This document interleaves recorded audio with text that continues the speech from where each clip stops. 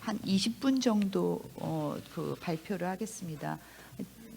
사실 저희 그냥 아이디어 차원에서 그치는 그런 거였는데 이렇게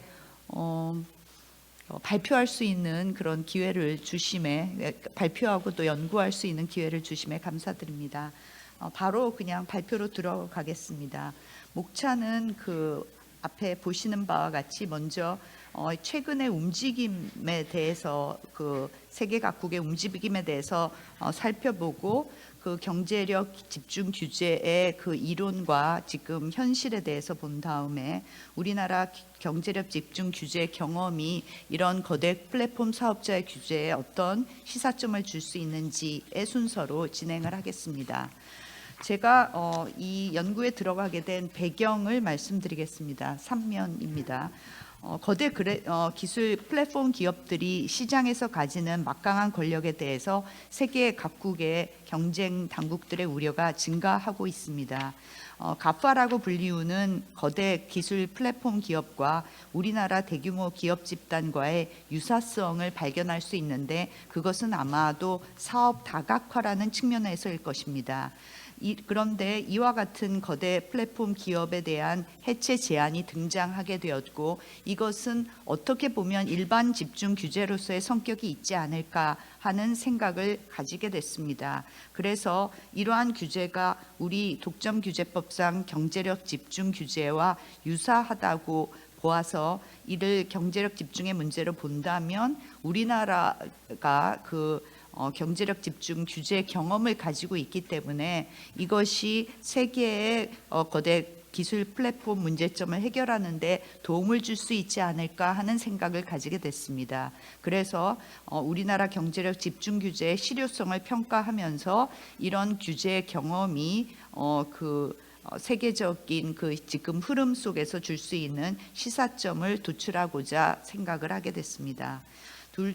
이 장을 보시면 그 거대 기술 플랫폼 기업에 대한 규제 움직임에 대해서 미국과 유럽, 일본으로 나누어서 한번 정리를 해봤습니다.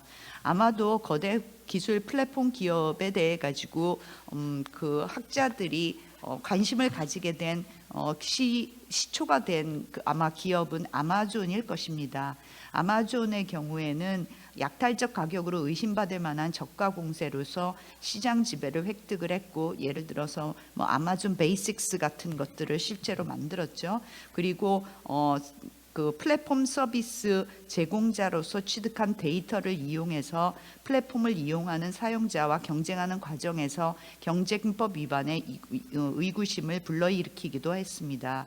이와 관련해서 워렌 상원 의원이 지적을 하기도 했는데요. 그것은 그 뒤에서 한번 보도록 하겠습니다.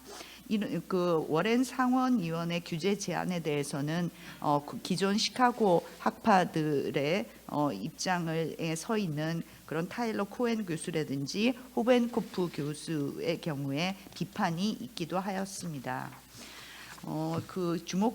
제가 주목할 만한 학자로서 그 관심을 가지게 된 것은 그러니까 칸 교수의 아마존즈 엔티트러스트 패러독스라는 그런 글이었는데요.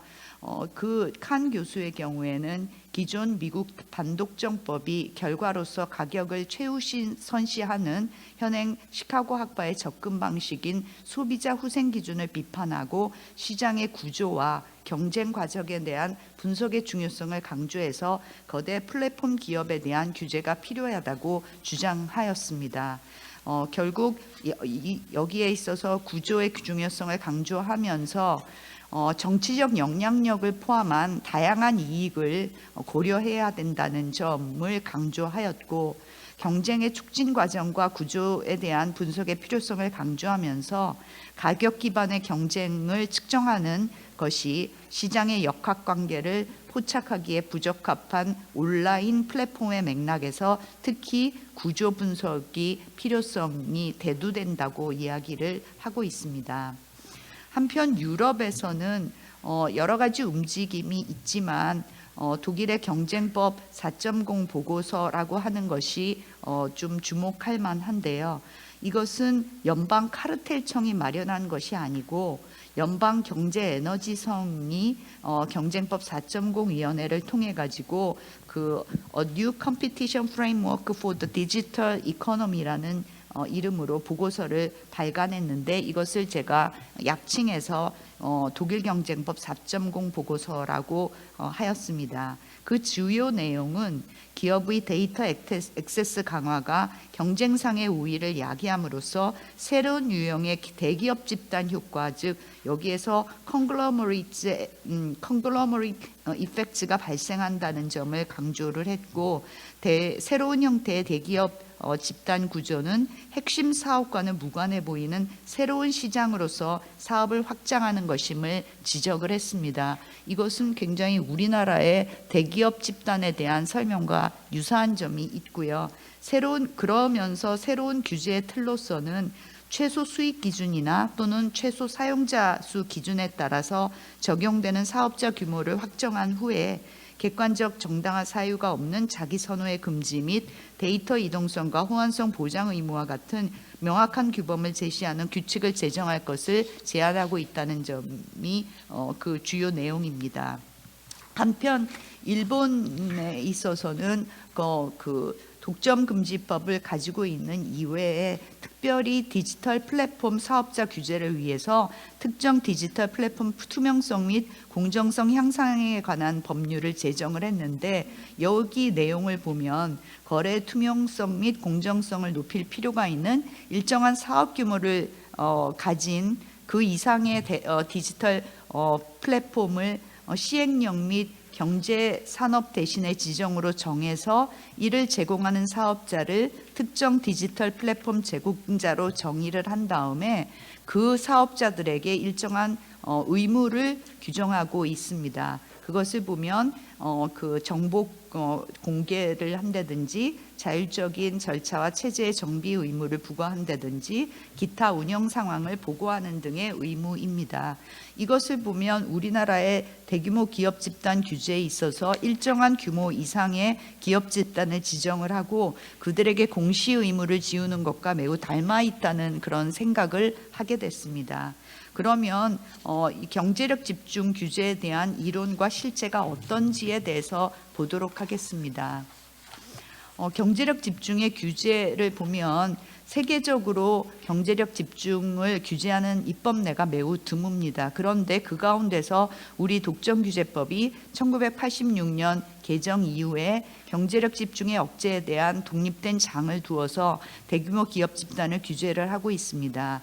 그런데 경제력 집중이라는 것은 과연 정말 우리나라에만 있는 현상인가? 그것은 아니고 기업의 규모가 커지면서 공통적으로 나타나는 현상으로서 과거 미국이나 일본, 독일도 실제로 이로 인한 민주주의의 위기라든지 또 대기업으로부터 그 중소기업의 보호 등을 이유로 경제력 집중 억제에 대한 법 집행을 한 바가 있습니다.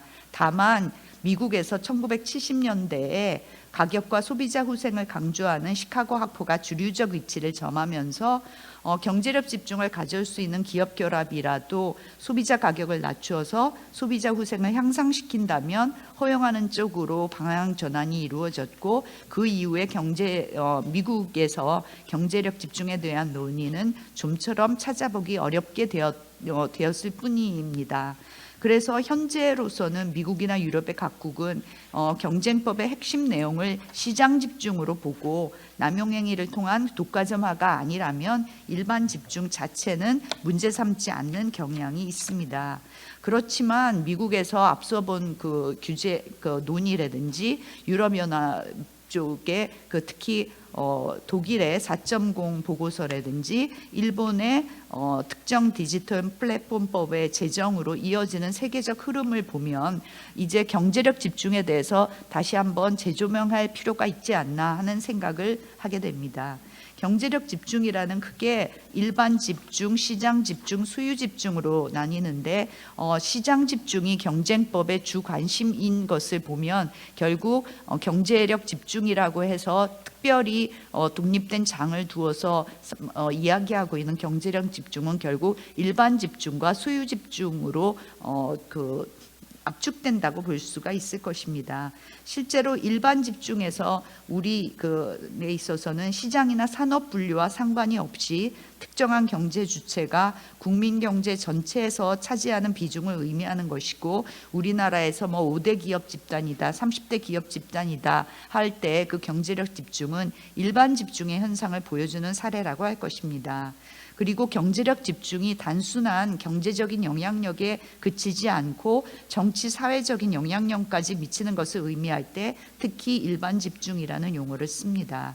2차 세계대전 이후에 독일의 콘체른이랑 미국, 일본의 재벌의 해체는 일반 집중 규제의 대표적인 예에 해당한다고 볼 수 있고요. 최근에서 문제되고 있는 경제력 집중의 규제책으로는 비교적 최근은 이스라엘이 2013년에 특별법을 제정을 해서 경제력 집중을 규제한 것을 볼 수 있는데, 이것은 1990년대 국영기업의 민영화 추진 과정에서 민간 기업들이 금융회사를 헐값에 사들여서 금융회사와 비금융회사를 소유하는 기업 집단이 형성됐고, 그로 인해서 야기된 일반 집중의 폐해가 컸기 때문이라고 합니다. 소유 집중으로 보면 특정한 개인과 특히 자연인이나 그 친족까지 범위를 확장을 하는데요. 개인들한테 경제적 자원의 소유가 집중되는 것을 의미한다고 할 것입니다. 근데 우리나라에 있어서는 단순히 그런 경제적 자원의 소유가 집중되는 것에 그치지 않고, 기업 집단의 소수의 지배주주가 기업 집단 전체를 지배하는 소수 지배 집중을 소유 집중의 의미에 포함하는 그런 경향이 있습니다. 그렇기 때문에 부당 지원 행위라든지 특수관계인에 대한 사익 편취 금지 행위에 있어서는 부당성 판단에 있어서 무엇이 부당한가라는 기준을 설정할 때 그 의미가 사용이 되고요. 또 과거에 있었지만 현재로서는 규제하고 있지 않은 출자 총액 제한이라는 것이 전형적인 일반 집중의 규제로 보이는데, 이 경우에 있어서 소유와 지배 괴리가 낮은 기업 집단에 대해서 적용을 제외한다든지 지배구조 모범회사에 대해서는 적용을 제외하는 등으로 소유 집중을 일반 집중의 억제책과 관련시키는 그런 경향이 있었습니다. 근데 그 반면에 구미 각국에 있어서는 소유와 지배의 괴리는 물론이고 본래 의미의 소유 집중도 경쟁법에 의한 경제력 집중의 규제의 대상이 된 바 없다는 점에 있어서 우리나라에 있어서 소유 집중의 규제라는 것은 좀 또 특이한 그 모습을 가지고 있다고 보입니다. 미국에 있어서 경제력 집중 규제 논의는 보면 과거의 그 기업 해체의 선례와 그 논리가 있는지에 대해서 먼저 살펴보았는데요. 요즘 신문에도 자주 나오더라고요. 가파에 대해 가지고 기업 해체해야 된다는 논의가 있다 보니까 흔히 제일 시초에 해당되는 것으로 스탠다드 오일 그룹의 분리에 대한 이야기를 많이 하고 있고요. 이것은 20세기 초에 집중 시장 구조가 반경쟁적인 행위를 촉진한다는 생각에 기초한 것이라서 단순한 시장 집중의 정도는 넘어서는 일반 집중적인 고려도 했다고 평가되고 있는 것 같습니다.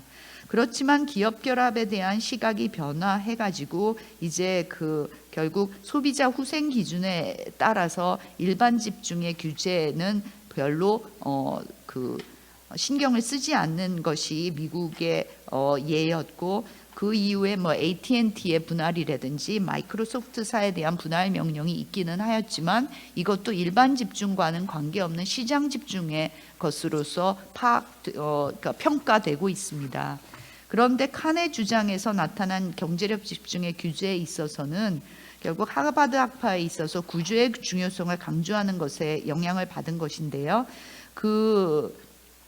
과도한 집중의 폐해로 체제 안정성을 위협하는 too big to fail이라든지 또 미디어의 다양성을 약화시킨다, 이런 논지가 우리 독점규제법상의 일반 집중과 다소 연결될 수가 있고요. 또 경쟁법에 대한 접근으로서 경쟁 과정의 공정성을 강조하고 있는 것도 우리 독점규제법의 입장과 좀 유사한 점이 있습니다. 한편 월에는 뭐 이제 뭐 거의 미국의 대통령 선거가 끝나가고 있다고 평가를 하는데요. 그 민주당 그 뭐 후보가 뭐 민주당의 대권 주자 중에 하나였는데 그 결국은 뭐 다른 그러니까 바이든 대통령이 이제 그 민주당 최종 주자가 돼 있지만 그 워렌의 주장에서는 연 매출액이 250억 달러 이상이 되는 거대 기술 플랫폼을 플랫폼 유틸리티로 지정을 하고 그 플랫폼 유틸리티가 플랫폼에 참여하는 기업을 소유하는 것을 금지하고 그 플랫폼 유틸리티를 비롯해서 좀 범위를 넓혀서 연 매출액이 9천만 달러 이상이면 그 플랫폼으로 하여금 공정하고 합리적이며 차별 없이 다룰 다른 플랫폼 사용자들을 그 차별 없이 다루라 하는 의무를 부과할 것을 주장했는데 이것은 마치 그 특허와 관련된 프렌드 조건 프렌드 확약 이거와 굉장히 유사한 성격을 가집니다. 이런 워렌의 주장을 보면은 여기서부터는 저의 해석론인데요. 이것이 결국은 시장 지배적 지위 남용 제도를 조금 도입하려는 것이 아닌가, 특별한 의무를 부과한다는 점에서요. 그런데 그것은 어떤 효과가 나오기 전에 그렇게 의무를 부과한다는 점에서 그런 점에서는 사전적 금지라고 볼 수도 있고 그래서 일반 집중 규제로서의 성격을 가진다라고 생각을 했고요. 한편으로는 일정 규모 이상의 기업 집단을 상호 출자 제한 기업 집단과 공시 대상 기업 집단으로 구분하면서 일정한 의무를 차등해서 부과하는 것과도 유사하다는 생각을 하게 됐습니다. 한편 일본의 경제력 집중 규제는 우리가 좀 또 달리 생각해 볼 여지가 있는데요. 일본은 그 슬라이드에서 보시는 바와 같이 굉장히 그 일반 집중의 규제에 등락을 거듭을 했습니다. 그러니까 처음에 제정한 다음에 완화했다가 또 무슨 그러니까 70년대에 제1차 석유 쇼크가 되니까 일반 여론을 의식을 해서 다시 강화했다가 다시 크게 완화를 하였고 2002년에 들어서는 결국 출자 제한 제도를 폐지하기까지 이르렀는데요.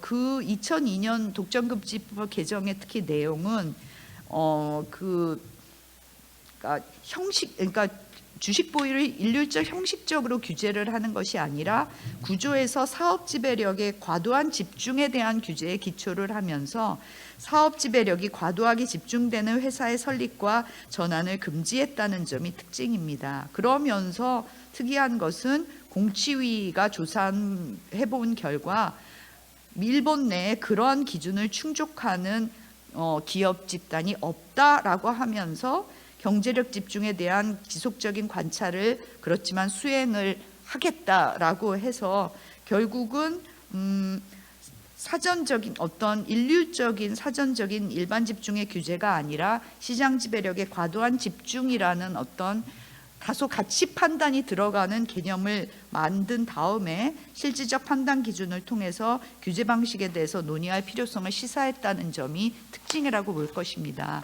그런데 앞에서 본 바와 같이 우리 독점규제법에 있어서는 일반 집중뿐 아니라 소유 집중, 정확하게는 소유와 지배의 괴리까지 포괄하는 의미로 파악을 하였고, 그리고 그 일반 집중의 억제라는 측면에서 일관성 있게 접근하기보다는 우리나라 재벌의 특수성을 강조하면서 피라미드 구조를 이용한 무분별한 계열 확장이나 사익 편취를 금지하는 위주로 변모가 되었고요. 그래서 과연 일반 집중이 사회정치적으로 악영향을 어느 정도 끼친다는 것인지, 그리고 이렇게 오랫동안 그 제도를 운영을 했음에도 불구하고 어떤 효과가 있었는지는 막 소유지배 집중 부분이랑 혼합이 되면서 좀 평가하기가 곤란하게 됐다는 그런 점이 있습니다. 그리고 또 한편으로는 그러니까 일반 집중의 규제를 갖다가 이제 비판하는 입장에서는 세계적으로 유례가 없이 우리나라에서만 이런 규제를 한다라는 이야기가 있었고, 거기에 대해서 반대는 다른 나라에는 이런 일반 집중과 관련된 폐해가 별로 없다라는 식의 접근도 있는데 둘 다 정확하다고 보기는 어려운 것 같습니다. 특히 유럽과 동남아의 나라를 보면은 거기에서도, 그러니까 동남아뿐만 아니라 유럽에서도 피라미드식 지배 구조는 존재를 하고요.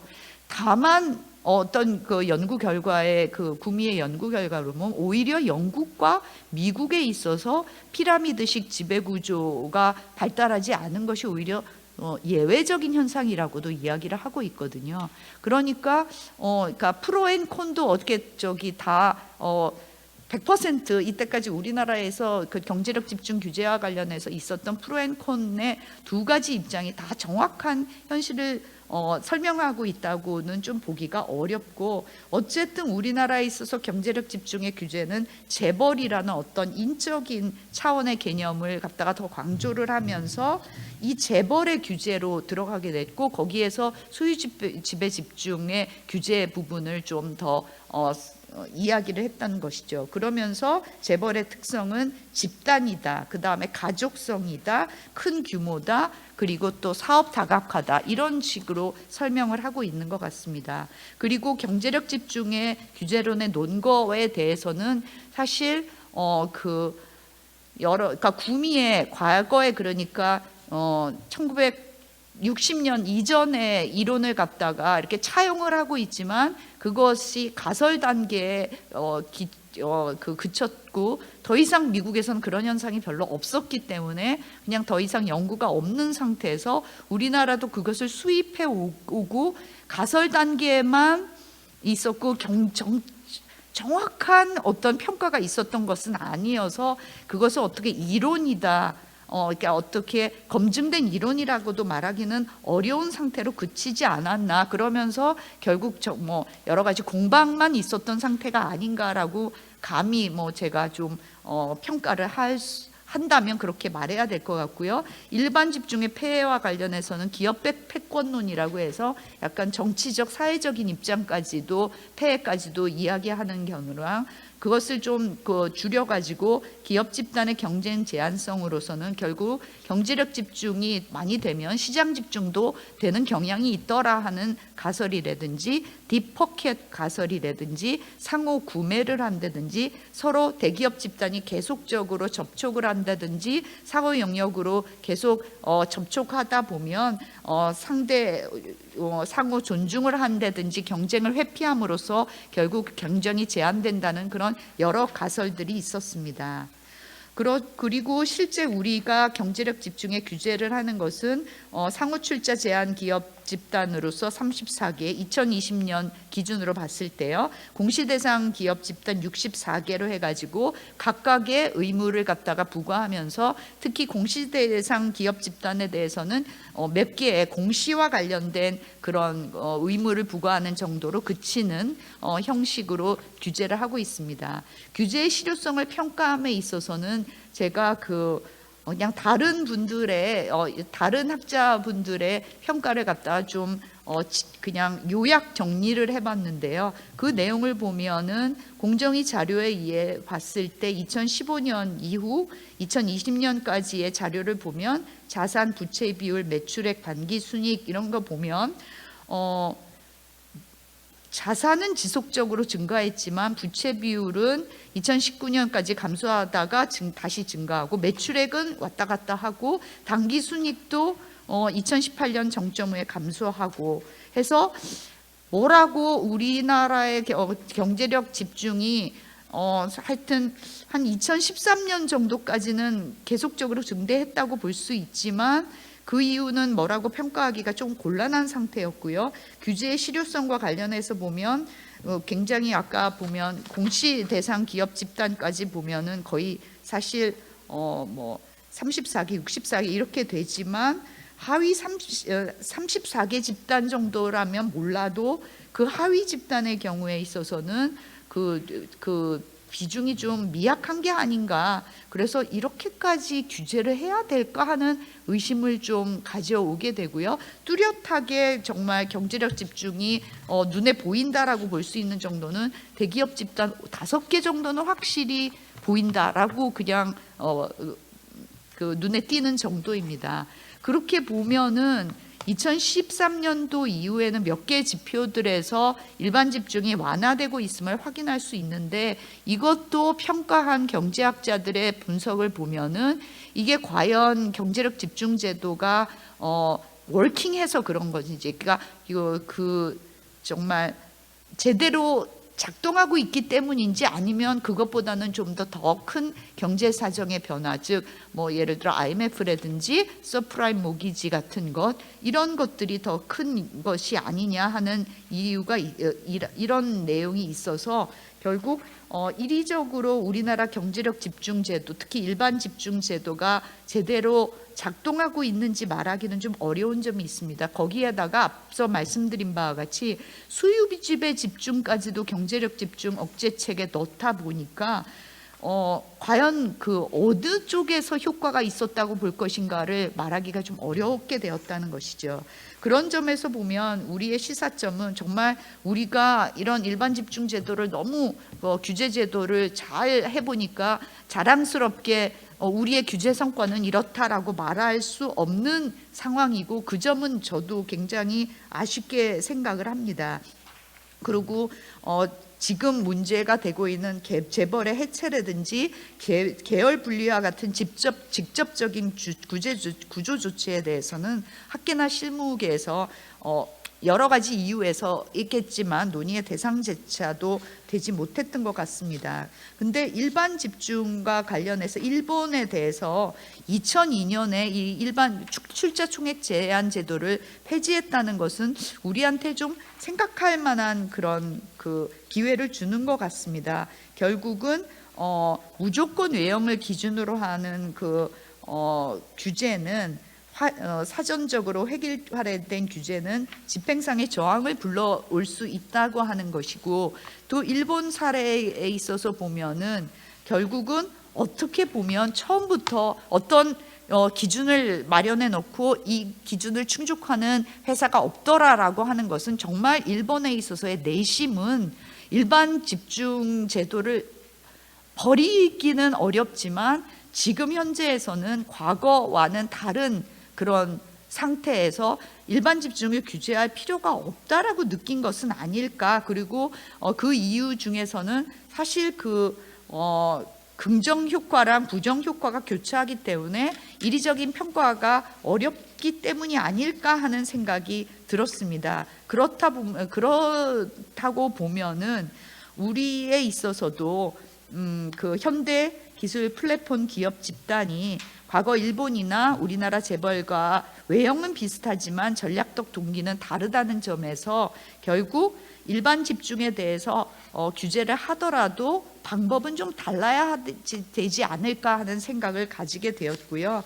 그렇게 해서 보면은 우리가 획일적 사전적 규제는 좀 적당하지 않다라고 했을 때, 그럼 어느 방향으로 갈 것인가? 일본과 같이 약간 시장 지배력, 사업 지배력이 과다한 집중과 같은 어떤 또 개념을 만들 것인가? 아니면 유럽의 독일의 4.0 보고서와 같이 일정한 외형을 충족하는 경우에는 시장 집중과 관련된 일정한 의무를 부과하는 정도를 규제를 할 것인가, 두 가지 생각을 할 수 있는데, 저는 개인적으로 두 번째 방향이 더 낫다고 생각을 하고요. 왜냐하면은 사업 지배력의 과도한 집중이라는 것은 또 다른 개념을 창출하는 것이기 때문에 이것에 대해서는 또 다른 가치 판단이 있어야 된다는 점이 어렵다고 생각을 하고요. 결국은 두 번째 방법에 의하되 결국 관건은 일정한 규모를 어디에서 자를 것인가 하는 점일 것 같습니다. 그럴 경우에는 실증 자료와 연구의 기초에서 결국 사회적 합의를 도출하는 것이 필요할 것 같고요. 다만 우리가 출자 총액 제도에서 한번 느꼈던 것은 너무 예외를 많이 두어 가지고 과연 그 일반 집중의 규제의 그 약간 순수성을 또 상실한 것도 또 문제라고 생각을 하고 있거든요.